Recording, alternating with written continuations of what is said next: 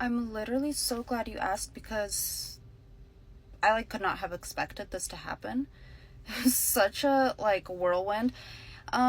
Essentially, we decided to have a destination wedding, and that being said, not a lot of people are going to make it. So I was like, okay, who do I want to be my bridesmaids? Well, my husband's sister, my sister-in-law to be, was going to be there anyway. So I was like, I'll make her a bridesmaid. And then obviously my best friend at the time, who lived nowhere near me, but I knew that I wanted her there. I knew that out of everyone, I wanted her there, even if she couldn't afford it, even if she couldn't make it. I was like, you're going to be there. You're going to be standing next to me. You'll be my maid of honor. So I did the whole bridesmaid proposal boxes and asked them each individually. And there really just wasn't a lot for them to do. It wasn't like I was placing a lot of work on them at all. I was mainly planning my wedding myself, but I was kind of starting to notice that my sister-in-law to be wasn't really in it. You know what I mean? And then she gets engaged. And then she starts planning her wedding to happen a month before mine. And I was like, okay, I think I'm only going to have one bridesmaid and I'm just going to keep my maid of honor. So you're off the hook, so to speak. And that caused a lot of drama for whatever reason. Then when we were in Italy getting married, literally my one bridesmaid that I decided to have kind of acted like it was just her vacation trip. And by that, I mean, the few days leading up to the wedding, I had a hair and makeup trial. Even the day of the wedding, she was sleeping in. My brother's girlfriend, who had just, at the time, she came on this trip with us, she was more helpful to me than my own bridesmaid was.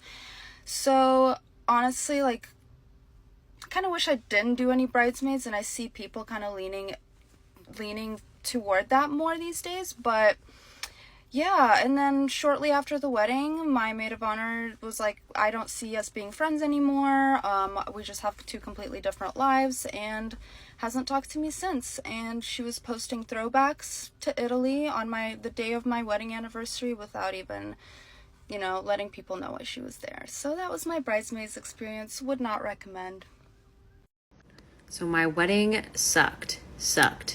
Well, not the wedding itself, but everything leading up to it. Probably one of the darkest times of my life. There's just so much to tell. I think that everything went wrong up until literally the day, actually until I started walking down the aisle, which was because my dad was late to the church. Everyone has their own vision of what their wedding's going to be like for the most part.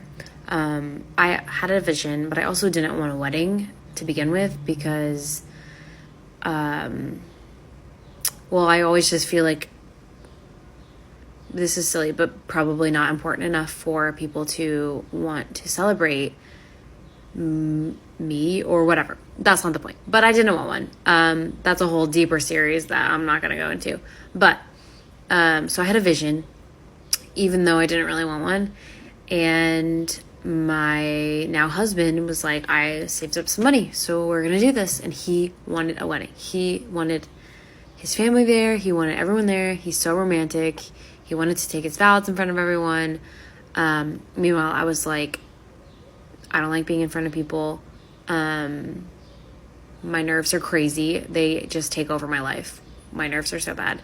And anyway, so we started planning one. He proposed in July on our 1-year anniversary of dating. We had known each other for a while. That's a different story. And the ring wasn't in yet. That's a whole other story too. And then we decided we were get married on New Year's Eve, which is my favorite holiday, in New York City.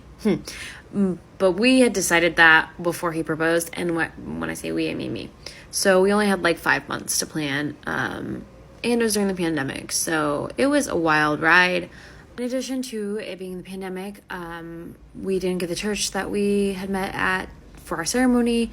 My dress wasn't finished on time. It was custom made by someone, which I'll go into later. I was sewing it myself a couple days before the wedding. Let's see. I got sick the day before and threw up all day. I didn't get my bachelorette party because of it. We had tons of people cancel and get sick last minute. There was bad weather in everywhere except for New York City. The list goes on. There was a lot. I'll go through it. I think I will. Bullshit that happened to me this morning taught me why some people become bridezilla. I'm not a bridezilla about things being perfect for me because I've never really cared about a wedding. But what I am is a good host. You come to my house, there's charcuterie out. I'm throwing a party. Dress fucks up, whatever. If my hair and makeup isn't perfect, I don't care. If the music is bad, if the food is shit, and if things are slow, I'll never forgive myself. So in February, when people were like, oh, what are you doing for your dress? What are you doing this? All I wanted to do was lock in my wedding band. Hire a planner. She can do the rest because I honestly don't give a fuck. Get all my Instagram followers to send me all their favorite wedding bands. I go through like literally 100 of them. I narrow it down to 5. I message all 5, but there was one that was my favorite. I DM them on Instagram and I'm like, hey, do you guys do weddings? And they're like, yeah, we actually do, but you have to go through our manager. No problem. The manager, and immediately I'm kind of like, this is a kid, which is fine. I don't care. This is one of their friends. That's what it seemed like to me. He quotes me, it's higher than any other wedding band, any professional wedding band, and these guys are like not a professional wedding band, for 2 45-minute sets. I ask him if he can do 3 30-minute sets because I'm getting married New Year's Eve and I'm going to need a band to play after the ball. He goes, oh, the band doesn't usually like doing that because we like to get the energy up. And I'm like, okay, well, I like my wedding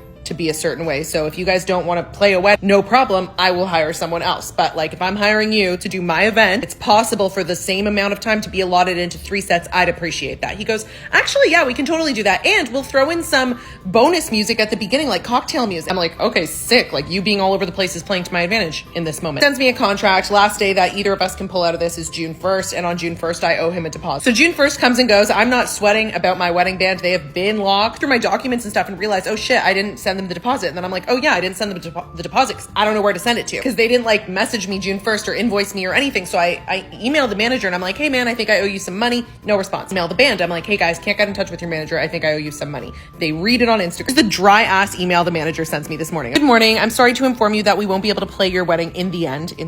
We'll be outside the country, Australia. Which by the way, no one ever told, he didn't say we might not be there. But I don't know what this in the end, like we were talking before, in the end it won't work is about. But anyway, and I'd hope to be back the 31st, but some issues arise and it won't be possible. I'm terribly sorry about this news and wish you a wonderful wedding. And you know what irks me? If I didn't message you because I realized that I didn't pay you, when were you gonna fucking email me? How long after June 1st when I thought this was on lock? Would you have emailed me in fucking September? Now, I'm not gonna drop the manager's name or the band's name because I really don't think this is the band's fault, but I will say, if you wanna know, DM me on Instagram and I'll fucking tell you because this is what happens when you're careless with your customers. You might just get a bad review and that person that's giving you a bad review might just have 500,000 followers on TikTok.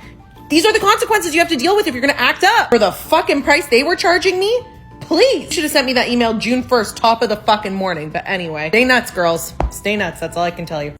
I ruined my best friend's wedding and broke up her marriage. And here is the entire story that I've never ever spoken about before in my life, but you know, I guess there's a first time for everything.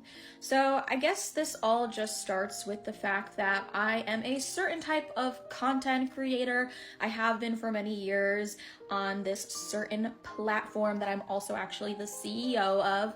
And for years I have had a really big fan on there. He's followed me ever since the beginning that I've started doing this, has always been a generous person and like kind of weirdly so, like almost in excess.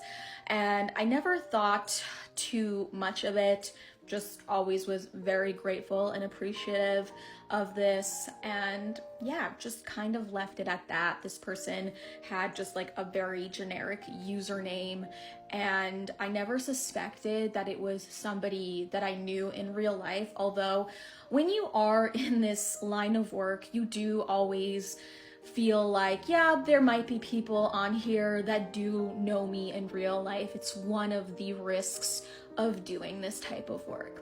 So anyway, I'm in my mid-20s. Me and my best friend, my childhood best friend that I've literally known for like 2 decades almost, is getting married to her high school sweetheart.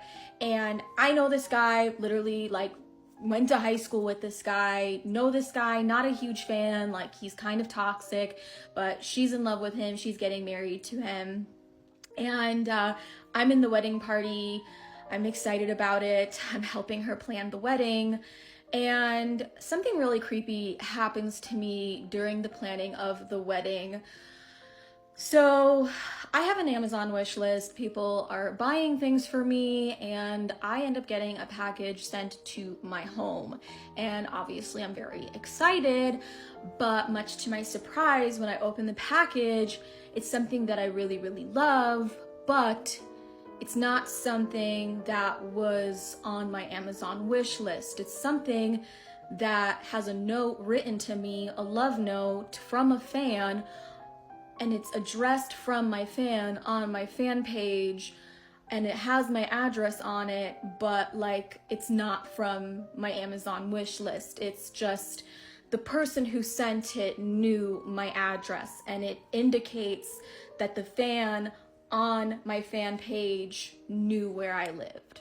So I immediately start panicking and thinking, okay, this person who's following me, who is spending all of this money. Okay, part two.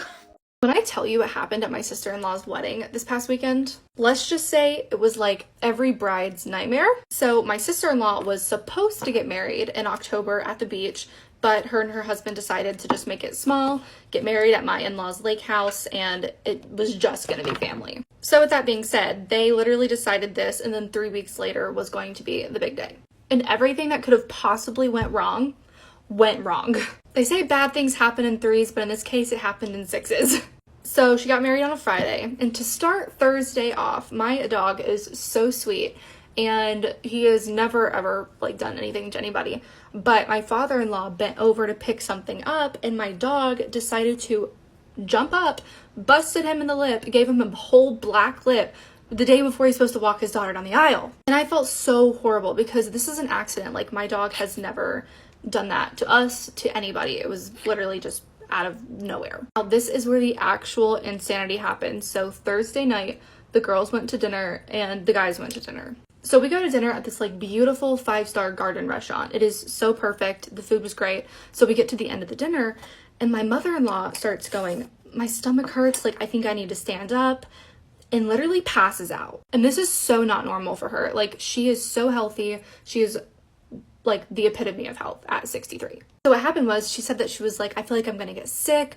She goes to bend over, passes out, and then my sister-in-law sitting beside her picks her head up. Her eyes are dilated, like her whole eye is black, her mouth's open, and like literally not breathing. She was out for like a couple of minutes. She was unresponsive, and we were all so scared. We were like, this is not normal for her. What happened? So we ended up calling 911, and they took her to the hospital. But while we were going to the car, one of the girls that was with us was the minister, runs to the car, trips, falls, and breaks her foot. Like, I blocked out their faces, but this was her sitting at the ceremony. She still did it. She's a trooper. My sister-in-law ended up having to like pick her up in the car, and while we were on the way to the hospital to go see my mother-in-law, she just got it checked out and realized she broke her foot, and it was just madness. So my mother-in-law gets checked out. Turns out she's okay. It was her vagus nerve, which I've never heard of before, which good to know. So everyone gets released from the hospital around 11. We go home, go to sleep, and the next day is the wedding. So everything's going fine. That morning, they had to repair the beach that they were getting married on because storms literally washed away the entire beach that they were planning on doing everything at a couple days before. So everything's going great. I'm doing my sister-in-law's hair, and my husband runs in and says there's like 10,000 flying ants just falling from the sky. And this was just like a couple hours before the ceremony, right where it was supposed to happen. So the groom dropped the cake, which he felt horrible about. And lastly, the whole day before was so beautiful. Right when the ceremony happened, it started to thunder, and then it started raining after. But the show went on.